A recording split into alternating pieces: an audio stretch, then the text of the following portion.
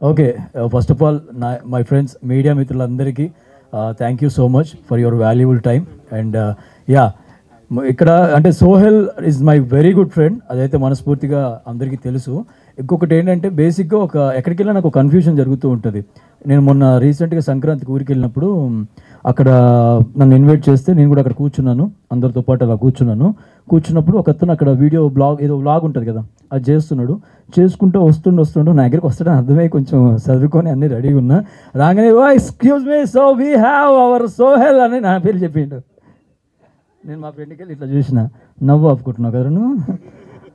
వాడు నన్ను ఎక్కడికి వెళ్ళినా, నేను తిరుపతికి వెళ్ళినా మెట్లు ఎక్కేటప్పుడు కూడా అయ్యా నువ్వు సోహెల్ కదా అంటే, అమ్మ నేనే సోహెల్, నీకు ఎప్పుడు నైందా ఇట్లా, నిన్ను సన్ని అంటారా? సో ఇక క్లారిటీ ఇద్దాం. అమ్మా ఎక్కడున్నావో తిరుపతి మెట్ల దగ్గర పరిచయమైన పెద్దమ్మ, ఈయన సోహెల్, నేను సన్ని, కానీ ఇద్దరం ఒకటే ఆల్మోస్ట్. బట్ నా ఫేవరెట్ అంటే నేను ఇంతమంది ఉన్నారు, బట్ ప్రౌడ్గా నేను చెప్పేది ఒకటి, నాకు బిగ్ బాస్లో one of the favourite contestant and favourite person అంటే మాత్రం సోహెలే. సీరియస్గా చెప్తున్నా, ఇంతమంది బిగ్ బాస్ అండ్ మనోడు చేసిన హార్డ్ వర్క్కి నేను మాటలో చెప్పలేను. నాకు తెలుసు ఆ బాధ ఎలా ఉంటుంది, ఆ పెయిన్ ఎలా ఉంటుంది. ఈ రంగంలోకి వచ్చాక ఇక్కడ ఈదేటప్పుడు ఎన్ని కష్టాలు పడాలి, ఇవన్నీ చూసి తనతో పాటు నేను ఒక జర్నీ చేశాను. బట్ ఈరోజు నాకు ఇవన్నీ పక్కన పెడతాను, నేను యాక్టర్ని అవన్నీ పక్కన పెడతాను. నేను కెరియర్ స్టార్ట్ చేసింది జర్నలిస్ట్గా. సో ఇవాళ నేను జర్నలిస్ట్గా ఒక క్వశ్చన్ అడగాలనుకుంటున్నాను ఈ స్టేజ్ మీద, అది కూడా డిస్ట్రిబ్యూటర్ గారిని. ఐ రిక్వెస్ట్ విజయ్ గారిని వేదిక రాసుగా స్వాగతిస్తున్నాం. డిస్ట్రిబ్యూటర్ గారు సార్, కొంచెం ఓపెన్గా అడుగుతాను, మీరు కూడా ఓపెన్గా చెప్పండి సార్, చాలా ఇంపార్టెంట్ మా లాంటి వాళ్ళకి. So first of all thank you so much, మీరు డిస్ట్రిబ్యూషన్కి ముందొచ్చి మా సోహెల్ని నడిపిస్తున్నందుకు.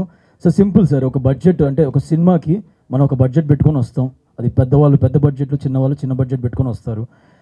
ఈ చిన్న సినిమాలు వచ్చినప్పుడు డిస్ట్రిబ్యూటర్స్ పాయింట్ ఆఫ్ వ్యూలో ఎలా ఉంటుంది సార్? అంటే మాకు తెలుసు ఆ బాధ, మీరు దాన్ని అంటే మీరు సినిమాని ఎలా పర్టికులర్గా ఏ బేస్లో తీసుకుంటారు అసలు డిస్ట్రిబ్యూషన్? చిన్న సినిమా పెద్ద సినిమా అని ఏమి ఉండదండి. యాక్చువల్గా ఫస్ట్ థింగ్ ఈజ్ చూసేది హీరోని of course, and then promotions of that movie and trailer.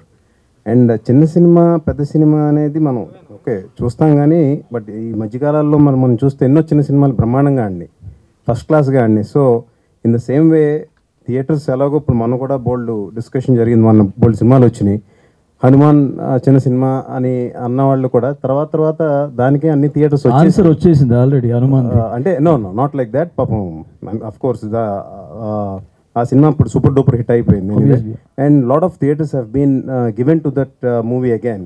So సినిమా దమ్ముంటే చిన్న సినిమా అయినా సరే ఏ స్థాయికైనా వెళ్తుంది. అది అంటే ఎలా తెలుస్తుంది సార్ మీకు ఆ సినిమాలో దమ్ముంది అని? అంటే జనరల్గా చాలామంది, ఇవాళ నేను చెప్తున్నానండి, చాలామంది సినిమాలు తీస్తున్నారు కానీ థియేటర్ వరకు వెళ్ళట్లేదు. వాళ్ళని నేను చాలామంది చూశాను. ఇలా డిస్ట్రిబ్యూటర్స్ చాలామంది వాళ్ళకి సపోర్ట్ ఇస్తే బాగుంటుందని నేను వాళ్ళ కోసం ఈ క్వశ్చన్ అడిగాను.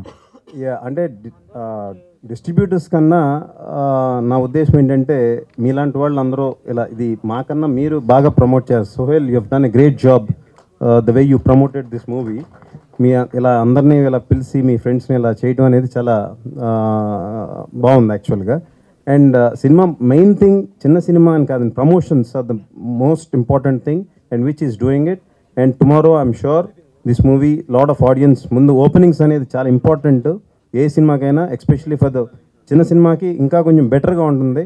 సో ప్రేక్షకులందరూ ఇలాంటి చిన్న సినిమాని కూడా కొంచెం వచ్చి స్టార్టింగ్ డేస్లో ఆదరిస్తే చిన్న సినిమా కూడా పెద్ద సినిమా అయ్యే ఛాన్స్ ఉందని నేను బలంగా నమ్ముతున్నాను.